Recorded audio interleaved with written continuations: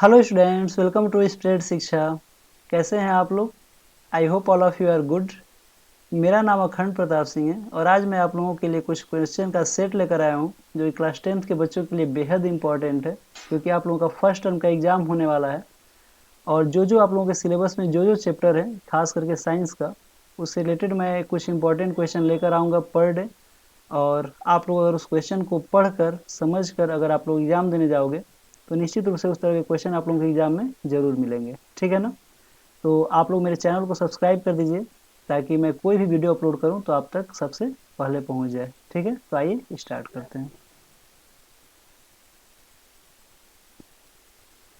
तो first question पे हम लोग देखते हैं। कह रहा है कि the real image formed by a concave mirror is larger than the object when the object is. Concave mirror का रे डायग्राम से रिलेटेड ये पहला क्वेश्चन है, जो कि कह रहा है कि रियल इमेज बनता है कनकेव मिरर के द्वारा, जो कि ऑब्जेक्ट से बड़ा बनता है। और ऐसा कब बनता है, यानी कि ऑब्जेक्ट को कहाँ रखने पे ऐसा बनता है। तो आइए थोड़ा सा कुछ कंसेप्ट को हम लोग समझ लेते हैं। ठीक है, तो ये हमारा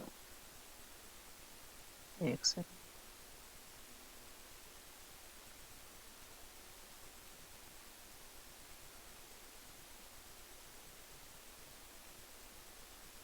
देखिए ये हमारा कनकेव मिरर है। ठीक है, और ये प्रिंसिपल एक्सिस है और ये हमारा यहाँ पे पोल है। ठीक है ना, और यहाँ पे फोकस है और ये क्या है, सेंटर है। ठीक है, तो ध्यान दीजिए आप लोग कि जब भी अगर ऑब्जेक्ट को अगर हम लोग सेंटर पे रखते हैं ना, तो इमेज हमेशा सेंटर पे ही बनता है और प्रिंसिपल एक्सिस के नीचे बनता है। और इसका साइज बिल्कुल सेम होता है, जितना साइज ऑब्जेक्ट का होता है उतना ही साइज हमारा इमेज का होता है। ठीक है, लेकिन जैसे जैसे हम इस ऑब्जेक्ट को फोकस की तरफ लेके जाते हैं, वैसे वैसे इमेज जो है सेंटर से बाहर की तरफ चलता जाता है। और इससे क्या होता है, इसका साइज जो होता है धीरे धीरे बड़ा बनता जाता है। ठीक है ना, लेकिन जैसे इस ऑब्जेक्ट को अगर हम लोग सेंटर से पीछे की तरफ शिफ्ट करते हैं, तो इसका जो इमेज है वो हमेशा सेंटर और फोकस के बीच में बनता है और इसका साइज छोटा होता जाता है। ठीक है ना, तो आइए क्वेश्चन की तरफ हम लोग बढ़ते हैं। तो क्वेश्चन ये कह रहा है कि रियल इमेज बन रहा है। ठीक है ना, बिल्कुल रियल इमेज ही बनेगा। ठीक है ना, और कनकेव और लार्जर बनेगा। कब लार्जर बनेगा, जब ऑब्जेक्ट कहाँ पे होगा, यानी कि ऑब्जेक्ट हमेशा सेंटर और फोकस के बीच में होगा। तो कौन सा ऑप्शन दिया है, तो फर्स्ट ऑप्शन में कह रहा है at a distance equal to the radius of curvature. बिल्कुल गलत है, क्योंकि यहाँ पे अगर रखेंगे तो बिल्कुल सेम साइज का बनेगा। सेकंड में कह रहा है कि eight a distance less than the focal length. ठीक है ना, जो डिस्टेंस है वो फोकल लेंथ से क्या होना चाहिए, लेस देन होना चाहिए, भी नहीं है। Between focus and centre of curvature, बिल्कुल ये सही ऑप्शन है। ठीक है ना, और लास्ट ऑप्शन में कह रहा है कि eight a distance greater than the radius of curvature, जो कि गलत है। ठीक है, आइए सेकंड क्वेश्चन की तरफ चलते हैं। आई होप आप लोगों को इसका जवाब पता होगा, अगर पहले से तो आप लोग कमेंट करके बता सकते हैं। ठीक है ना, आइए नेक्स्ट क्वेश्चन चलते हैं। कह रहा है कि the real image formed by a concave mirror is smaller than the object if the object is. अब की बार क्या करे, पहली बार कह रहा था कि रियल इमेज, अभी भी रियल इमेज कह रहा है, लेकिन पिछली बार कह रहा था कि ग्रेटर देन, लेकिन अब की बार क्या करे कि स्मॉलर देन, यहाँ पे स्मॉलर देन कह रहा है। ठीक है ना, कि ऑब्जेक्ट को कहाँ रखें। तो आइए उसी डायग्राम पे हम दोबारा चलते हैं।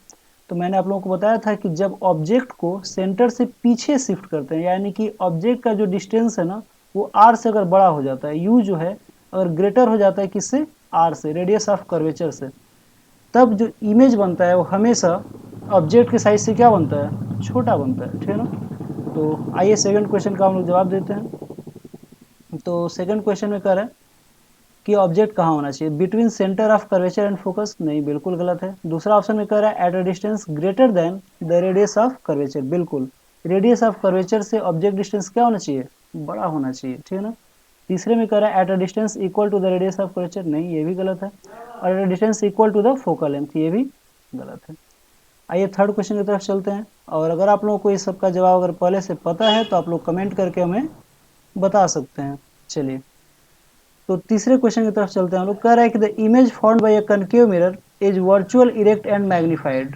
कह रहा है कि जो इमेज है वो कनकेव मिरर के द्वारा वर्चुअल इरेक्ट और मैग्नीफाइड बनता है। तो ऑब्जेक्ट कहाँ होना चाहिए, तो आइए इस चीज़ को हम लोग यहीं पे समझ लेते हैं। तो देखिए, कनकेव मिरर का एक ही ऐसा कंडीशन है जब ऑब्जेक्ट इमेज क्या बनता है, वर्चुअल, इरेक्ट और मैग्नीफाइड बनता है। और वो कंडीशन कौन सा है, जब ये अगर पोल है, ये हमारा अगर फोकस है और ये अगर सेंटर है, तो ऑब्जेक्ट जब भी पोल और फोकस के बीच में रहता है तब जाके यहाँ पे एक वर्चुअल इरेक्ट बनता है इमेज, यहाँ पे ऐसे, ठीक है ना। प्रिंसिपल एक्सिस की तरफ जाता है ये, तो ये फोकस से जाना चाहता है, जो कि हम लोग पीछे मोड़ देते हैं इसको। और फिर ये सेंटर के सीध में, अगर सेंटर के लाइन में अगर हम लोग कोई लाइट ड्रा करते हैं तो ये बिल्कुल यहीं पे जाके मिलता है। तो इसका जो नेचर होता है वो इमेज का, वो इरेक्ट होता है, वर्चुअल होता है और मैग्नीफाइड होता है। तो ये कब होता है, जब u जो है फोकल लेंथ से कम होता है, यानी कि u is less than f होता है, ठीक है ना। तो आइए देखते हैं कौन सा ये कंडीशन है। कह रहा है एट फोकस, बिल्कुल नहीं होगा क्योंकि यहाँ पे इन्फिनिटी पे ऑब्जेक्ट इमेज बनेगा। दूसरा कह रहा है एट पोल, पोल पे तो हम कभी ऑब्जेक्ट को रखते ही नहीं है। तीसरा कह रहा है कि between focus and centre of curvature, कह रहा है कि फोकस और सेंटर ऑफ कर्वेचर के बीच में, नहीं ये भी गलत जवाब है। और जो लास्ट कह रहा है बिटवीन पोल एंड फोकस, ये सही ऑप्शन है, ठीक है। आई होप आप लोगों को ये क्वेश्चन समझ में आ रहा होगा। अगर किसी भी क्वेश्चन में कोई भी डाउट हो तो आप लोग बिल्कुल कमेंट करके आप लोग बता सकते हो, मैं इसको जरूर क्लेरिफाई करूंगा, ठीक है ना। आइए नेक्स्ट क्वेश्चन की तरफ बढ़ते हैं। तो नेक्स्ट क्वेश्चन में कह रहा है कि the image formed by a concave mirror is real inverted and the same size as the object, the position of the object must then be. कह रहा है कि जो इमेज है वो कनकेव मिरर के द्वारा रियल इन्वर्टेड और सेम साइज बनेगा। तो मैंने कई बार बता चुका हूं अभी तक आप लोगों को कि इमेज सेम साइज का कब होता है, जब ऑब्जेक्ट सेंटर पे होता है। कहाँ होता है बताइए आप लोग कमेंट करके, कहाँ होता है, सेंटर पे। अगर ऑब्जेक्ट को सेंटर पे रखोगे तो इमेज भी सेंटर पे बनता है और बिल्कुल दोनों का साइज क्या हो जाता है, सेम हो जाता है। तो आइए इसका ऑप्शन देख लेते हैं। कह रहा है eight the focus, between the centre and curvature of the focus, at the centre of curvature, ये हमारा राइट आंसर है, ठीक है ना। बाकी ये सब गलत है। फिर नेक्स्ट क्वेश्चन की तरफ बढ़ते हैं हम लोग। फिफ्थ क्वेश्चन में कह रहा है the image formed by a concave mirror is real inverted and highly diminish.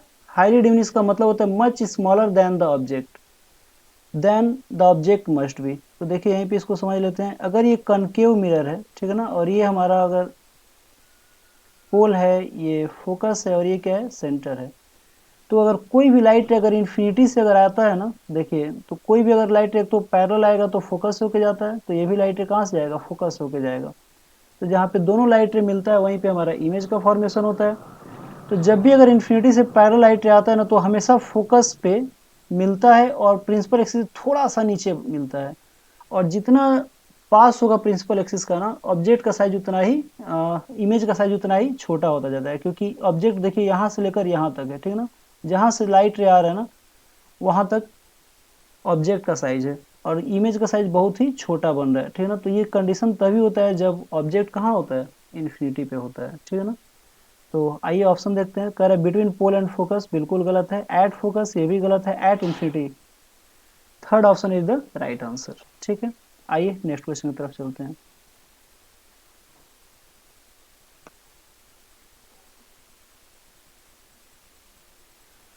छठे क्वेश्चन में कह रहा है कि the angle of incidence of for a ray of light passing through the centre of curvature of a concave mirror. कह रहा है कि जो एंगल ऑफ इंसिडेंस है, ठीक है, ये हमारा कनकेव मिरर है, ठीक है।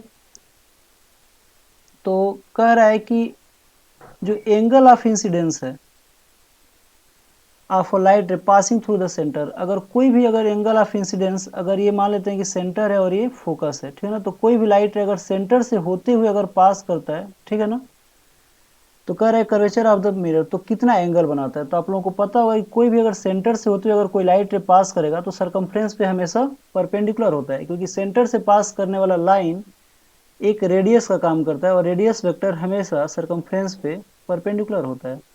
तो अगर ये सरकमफ्रेंस पे परपेंडिकुलर होगा तो बिल्कुल इसी डायरेक्शन में इसको वापस रिटर्न कर देगा, यानी कि एंगल ऑफ इंसिडेंस और एंगल ऑफ रिफ्लेक्शन के बीच का एंगल 0 हो जाएगा, ठीक है ना। तो इसका ऑप्शन क्या हो जाएगा, तीसरा सही होगा, बाकी सारे ऑप्शन गलत हैं। आइए नेक्स्ट क्वेश्चन की तरफ चलते हैं। तो 7th क्वेश्चन में कह रहा है कि in a concave reflector of a torch the bulb is placed. कह रहा है कि जब कनकेव रिफ्लेक्टर जब यूज करते हैं टॉर्च के अंदर तो उसका बल्ब कहाँ पे होता है। तो आप लोग कभी टॉर्च देखे हो, क्योंकि आज के ज़माने में सभी लोग मोबाइल फ्लैश लाइट का ही यूज़ करते हैं, ठीक है ना, लेकिन पहले भी और अभी भी कुछ लोग टॉर्च का जरूर यूज़ करते हैं। तो कभी भी आप लोग टॉर्च को जब खोलोगे ना तो उसके अंदर बल्ब के जो पीछे का हिस्सा होगा ना वो एक ऐसे कनकेव मिरर की तरह बना होता है और वो बहुत ही शाइनिंग होता है। कभी भी टॉर्च का अगर रोशनी कम हो जाता है, लाइट अगर कम हो जाता है, ठीक है ना, और कभी मैकेनिक्स के पास हम लोग ले जाते हैं कि न्यू बैटरी रहने के बावजूद भी और बल्ब रहने के बावजूद भी अगर वो कम लाइट देता है तो उसको ये रिफ्लेक्टर चेंज कर देता है मैकेनिक, ठीक है ना, जो टॉर्च का डॉक्टर होता है, ठीक है ना। और इसका शाइनिंग क्या हो जाता है, बढ़ जाता है। क्यों बढ़ जाता है, क्योंकि शाइनिंग जितना ज़्यादा होगा उतना ज़्यादा नंबर अमाउंट ऑफ लाइट को रिफ्लेक्ट करने में सक्षम होगा, ठीक है ना, एबल होगा। तो इसका जो फोकस होता है ना, ये मान लेते हैं कि अगर इसका ये फोकस होगा और ये हमारा सेंटर होगा, तो अगर फोकस पे अगर बल्ब को अगर रख देंगे रिफ्लेक्टर के फोकस पे, तो जो सामने की तरफ इसका लाइट रे जाएगा वो तो सामने दिखाएगा ही टॉर्च के, और जो पीछे की तरफ जाएगा इससे वो प्रिंसिपल एक्सिस के पैरेलल हो जाता है। क्योंकि आप लोग पढ़े होंगे कि कोई भी लाइट रे अगर फोकस से जाता है तो प्रिंसिपल एक्सिस के वो पैरेलल हो जाता है जब भी वो मिरर से टकराता है। तो इसलिए रिफ्लेक्टर के बिल्कुल फोकस पे अगर बल्ब को रखेंगे तो पीछे वाला जाने वाला लाइट भी आगे की तरफ आ जाता है, क्योंकि वो रिफ्लेक्टर से रिफ्लेक्ट होकर बिल्कुल क्या हो जाता है, पैरेलल हो जाता है, ठीक है ना।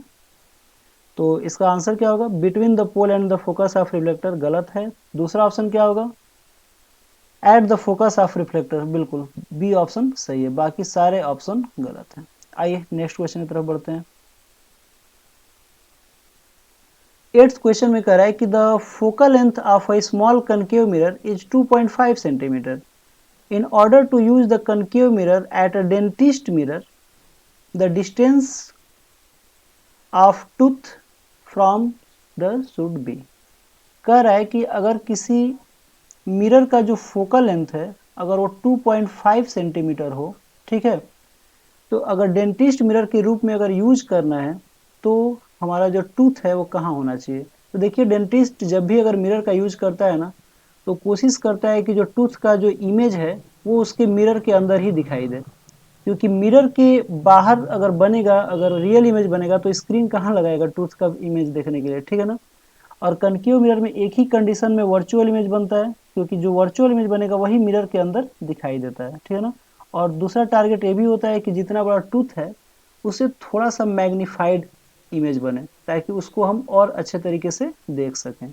और ये कंडीशन एक ही जगह पे होता है, एक ही समय में होता है, ठीक है ना। कब होता है, जब अगर ये फोकस है, ये पोल है, ठीक है ना, तो ऑब्जेक्ट अगर पोल और फोकस के बीच में आ जाए तभी जो इमेज होता है वो ऑब्जेक्ट से बड़ा बनता है और इरेक्ट भी बनता है और मिरर के अंदर भी दिखाई देगा, ठीक है ना। तो ऑब्जेक्ट डिस्टेंस जो होगा ना ऐसे समय में हमेशा फोकल लेंथ से क्या होना चाहिए, कम होना चाहिए, तभी ये कंडीशन पॉसिबल है। तो अगर फोकल लेंथ अगर 2.5 सेंटीमीटर दिया है तो कभी भी u की वैल्यू जो होगा ना वो 2.5 से क्या होना चाहिए, लेस देन होना चाहिए, ठीक है ना, sorry, u is less than 2.5 centimetre, ठीक है। तो 2.5 से कौन कौन सा वैल्यू छोटा है, तो एक ही है 1.5 सेंटीमीटर, बाकी सारे वैल्यू ये तो इक्वल है, ये भी गलत है, बिल्कुल इक्वल नहीं होना चाहिए, और ये सारे बड़े हैं, ठीक है ना। तो 1.5 सेंटीमीटर सही ऑप्शन होगा। चलिए आगे चलते हैं हम लोग नेक्स्ट क्वेश्चन की तरफ, 9th क्वेश्चन की तरफ। कह रहा है कि an object is 100 mm in front of a concave mirror which produces an upright image. Upright का मतलब होता है इरेक्ट इमेज।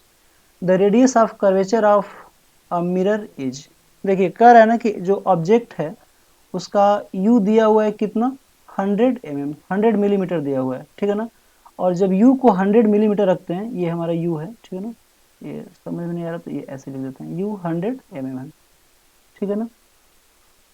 तो अगर u अगर 100 mm पे रखने पे अगर अपराइट इमेज बन रहा है, यानी कि अपराइट इमेज तभी बनता है कनकेव मिरर से जब u जो होता है वो लेस देन फोकल लेंथ होता है, यानी कि कभी भी फोकल लेंथ जो होगा ना 100 से बड़ा होगा।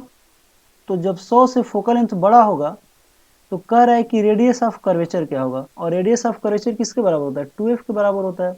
यानी कि 100 का 2 गुने से बड़ा होना चाहिए, यानी कि 200 से बड़ा होना चाहिए रेडियस ऑफ कर्वेचर, ठीक है ना। समझ में आ रहा है, क्योंकि 100 mm दिया हुआ है u की वैल्यू, और u जो होता है वो फोकस और पोल के बीच में रखने पे अप्राइट देता है, यानी कि जो फोकल लेंथ है वो 100 mm से ज़्यादा होना चाहिए, और जब f 100 mm से ज़्यादा होना चाहिए तो जो r है वो 100 के डबल से ज़्यादा होना चाहिए, यानी कि 200 से ज़्यादा होना चाहिए, ठीक है ना। तो लास्ट ऑप्शन में कह रहा है कि मोर देन 200 mm, यानी कि ये ऑप्शन सही है, बाकी सभी ऑप्शन क्या है, गलत है। आइए लास्ट क्वेश्चन की तरफ बढ़ते हैं हम लोग, ठीक है ना। तो कह रहा है कि a virtual erect and magnified image of an object is to be produced with a concave mirror of focal length 12 centimetre. यहाँ पे फोकल लेंथ कितना दिया है, 12 सेंटीमीटर दिया है। Which of the following object distance should be chosen for this purpose? यहाँ पे भी सेम तरह के क्वेश्चन है, कह रहा है कि वर्चुअल इरेक्ट और मैग्निफाइड इमेज बनाना है। क्या बनाना है, वर्चुअल इरेक्ट और मैग्निफाइड इमेज। और कब बनाना है, जब फोकल लेंथ 12 सेंटीमीटर है, यानी कि ऐसा तभी संभव होगा जब u जो होगा, एक सेकंड,